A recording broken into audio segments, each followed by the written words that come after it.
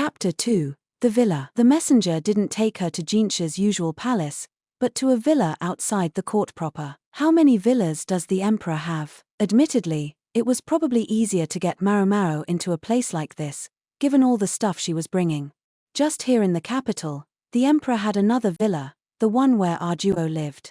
Nobility like him could probably construct a new building or two just to kill some time. The guard was lighter than usual, and Maomao was brought to a room where Jinshi, Suiren, and Gaoshiren all waited. Not Basin?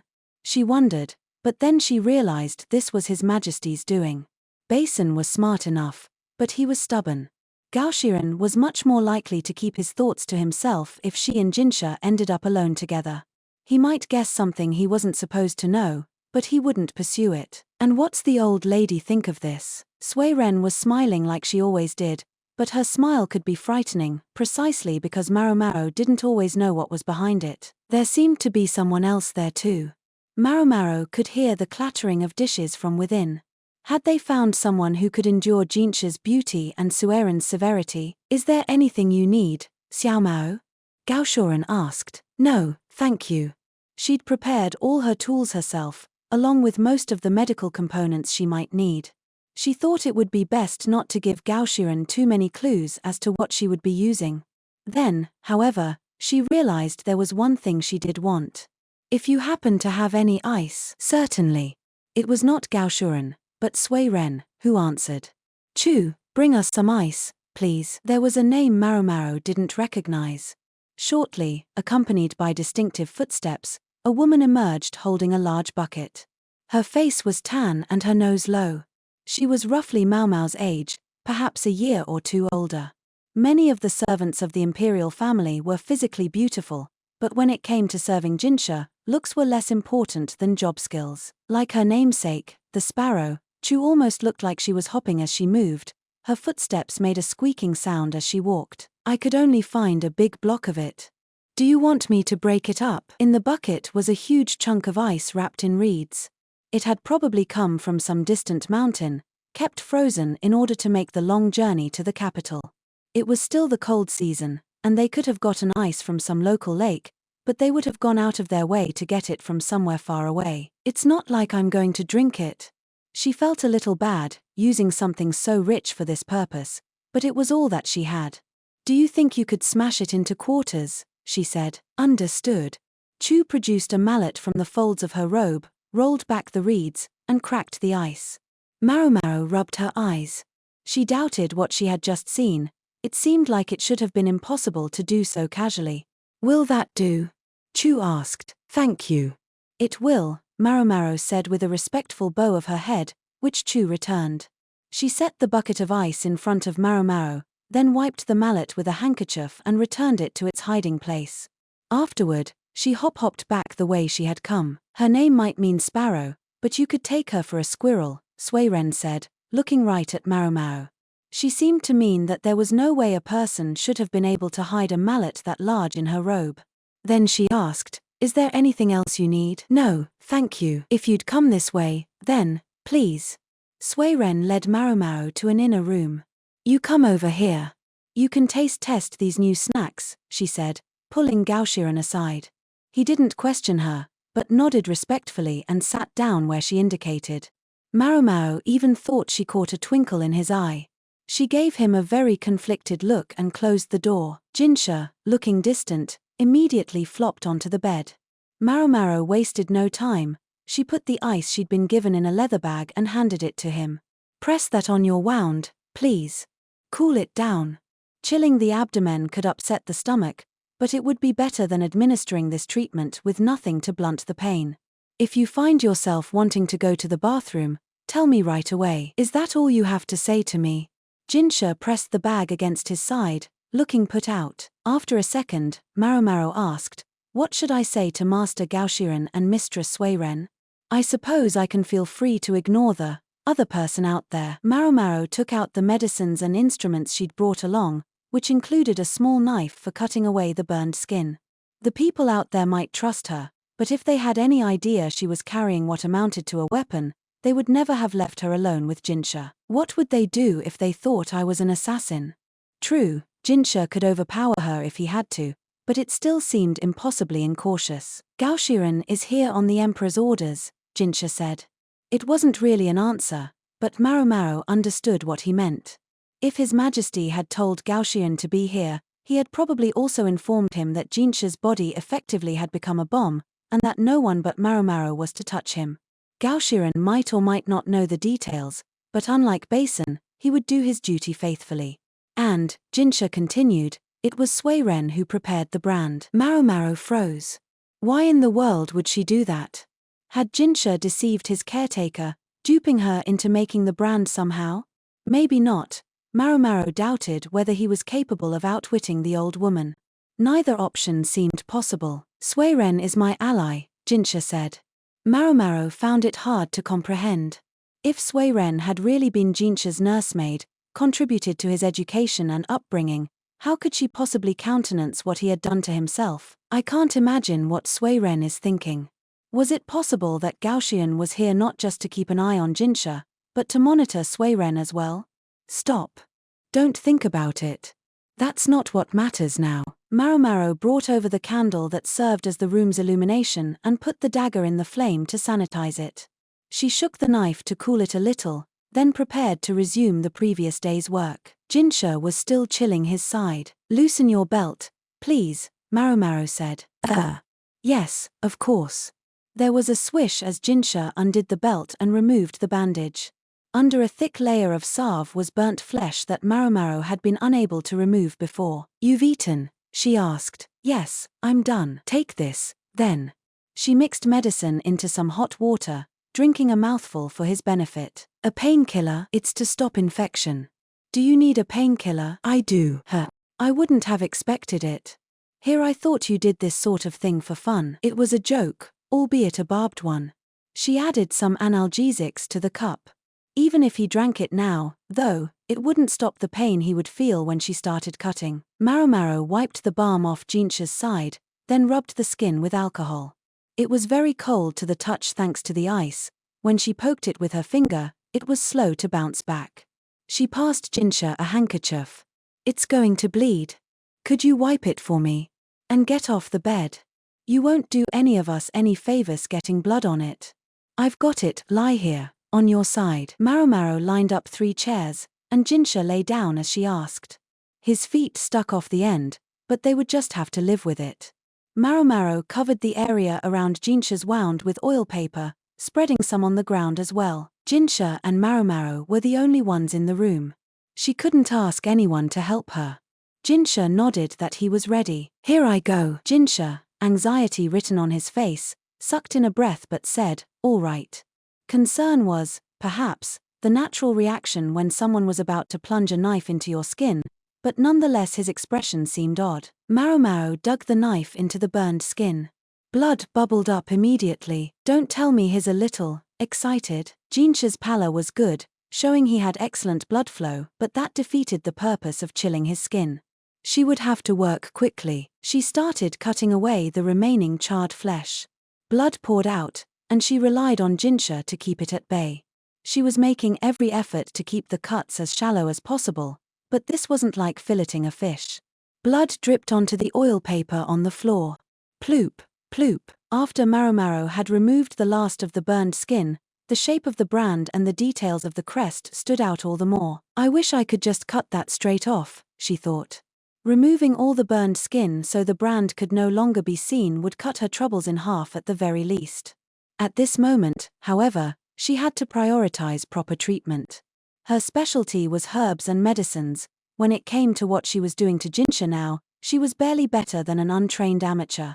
She didn't want to do anything that would provoke more bleeding than necessary. She stanched the blood with hougong, then pressed gauze covered with oil paper to the wound. She cinched the bandage down tight to help stop the bleeding. Maomao exhaled heavily, then wiped up the rest of the blood with a handkerchief. Jinshi's hand where he had been holding the cloth in place was filthy. Here.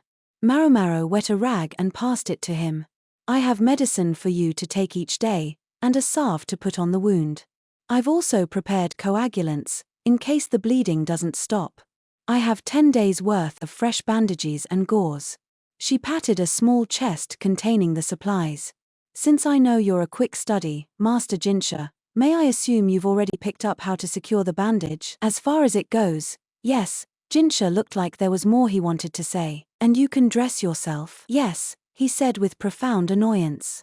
Maomao suspected she knew what it was he was holding back. I wish I could come to check on your progress every day, but I think the best we can hope for is about once every 3 days. Daily would be asking too much. That's why I need you to be able to change your own bandage. During the vacation, it might be manageable. As long as Yarrow and Ianyan weren't around, she might even be able to keep them in the dark about her nighttime excursions. But there were too many eyes and ears out there to keep things completely secret. The rumor mill was already working the last time he came to the pleasure district. Back then, he'd appeared every 10 days so she could check on the scar on his face. He'd worn his mask, but that had only made him more provocative and mysterious. The signs had been obvious. From his clothing and perfume, everyone in the pleasure district had been able to tell he was somebody important. But what the hell am I supposed to do about it? Considering the severity of Jinshi's current injury, he should have had a proper doctor look at it immediately. Maomao specialized in herbs, internal medicine. She was no expert when it came to surgery. Yes, she'd once helped amputate an arm when a soldier had been wounded in a bandit attack, but that was because her hand, as it were, had been forced. You've gone quiet. Anything else you need to tell me? I'm thinking, sir. I have a lot on my mind. Curse this root of all evil. And now the root was talking to her. Jinshi came closer to Maomao, who immediately backed away. What? He asked, disappointed that she should run. Don't get so close. I stink. I've been sweating. It can't smell that bad. It's enough to bother me. She'd wiped herself down before setting out for Jinshi's chambers, but she had been sweating from every pore and felt disgusting. Cutting away Jinshi's burn had been nervous work. This wasn't exactly the fine sweat one produced from exercising either. It was oily and stank. Maomao took another step back. What do you intend to do in the future? Healing people is an apothecary's job, isn't it? Good thing I have one right here. The way he said it, so casually, made her want to punch him right in his beautiful face. Instead she took a deep breath, poured some water from a carafe into a cup, and took a drink. She didn't bother asking Jinshi for permission. Calm down, calm down, calm down. You're right, sir. Apothecaries do treat illnesses and injuries. But that burn is beyond my abilities. When it comes to surgery, I can only ape what I've seen others do. I've never formally learned. I'm not even certain that what I've done to treat you is correct. You just did it, didn't you? I don't suppose you intend to stick any more bladed objects into me? Jinshi rubbed his side jovially. Before she could stop herself, Maomao slammed both hands on the table. It made her palms tingle, and she glanced around to see if anyone outside had noticed the noise. The chambers were spacious enough that she hoped not. First you put a scar on your cheek, then you put a burn on your belly, and you expect me to just trust that you won't do any more harm to yourself after this. She shook out her hands even as she yelled. She wanted to believe that Jinshi wasn't simply being over-optimistic, but once he did something, it would be too late. In short, Maomao was feeling her own powerlessness, and feeling it keenly. I have to do something about this. She thought of her old man. He'd taught her a great deal about herbs and medicines, but of surgery he had taught her only the barest facts. He had ordered her sternly never to touch a human corpse. Maomao's lips pinched together and she looked at Jinshi. Master Jinshi, she said. What? I am currently one of the court ladies assigned to assist the physicians. I'm not sure I'm the most suited for the job, but I passed the test and earned the position on merit. How much privilege does it give me? For the moment, Maomao's work consisted mostly of washing bandages and mixing simple medical concoctions. Maybe administering first aid for the mildest injuries. Those with serious afflictions were always sent to the veterans. Maomao wanted to know how much treatment she would actually be allowed to do, providing her abilities were up to the task. Jinshi put a hand to his chin. There is no official line in the sand. I suppose it would depend on the higher-ranking physician's caseloads. Is that so, sir? Maomao thought of Dr. Liu. Of the ranking physicians, he was first among equals. If she was going to beg anyone to teach her, it would have to be him, or perhaps. My old man would be pretty sad if I asked him to teach me to do surgery. Not mad, sad. Her father, Luo Men, was just that sort of person. On some level, she thought she understood why he didn't want to teach her surgery. It involved much that people considered impure, and even other doctors acted like it was something wholly different from treatment with medicine. She'd heard that it was worse in the West, that their barbers doubled as surgeons. Luo Men had been persecuted himself, and had seen it happen to others. No doubt he had raised Maomao in the apothecary's tradition to save her from such calumny, and I'm grateful for that. But Maomao's life had turned out far more full of drama than even Luo Men had probably expected. Master Jinshi, I'm going to try to ask my father to teach me. You have no objection, I trust? It would be best, she figured, to ask her old man first. Sir Luo Men? Jinshi feigned a moment's thought. Very well. Luo Men was a man of deep insight, and if Maomao came to him asking to learn surgery, he might suspect that something was up. At the same time, he would never speak of anything he only assumed. I'm sorry, Pops, Maomao thought. She felt so anxious she thought a hole might open in her stomach, but staying silent would be even worse. You can blame it on him. She glared at Jinshi. As for Jinshi, he gazed up at the ceiling. It will be well if Sir Luo Men agrees, Jinshi started. Maomao, cleaning up her workspace, nearly said that it wouldn't be well at all. She pulled up the bloody oil paper and put it in a leather pouch. She wiped up the blood that had gotten on the chairs and floor. She made her own eyes bloodshot trying to make sure there wasn't a trace of the stuff left anywhere. By the time Maomao was done cleaning up, Jinshi seemed to have reached his conclusion. I'll be going, sir, Maomao said. Already? I've done what I came here to do. The nobleman gave her a beseeching look, but she couldn't stick around and entertain him forever. At this hour, she might still be able to get back to the dormitory. She picked up the last of her tools, then fixed Jinshi with a look. I have to make sure this part gets through to him. What you have to bear, Master Jinshi, I don't believe I could ever carry. Perhaps that's why you did what you did. She took a deep breath, let it out, then grabbed Jinshi by the lapels. But you will not do it again. It was a miracle that she didn't sound enraged. Jinshi awkwardly avoided her gaze. Is he going to be all right? She wondered. She was still anxious as she took her belongings and left the room.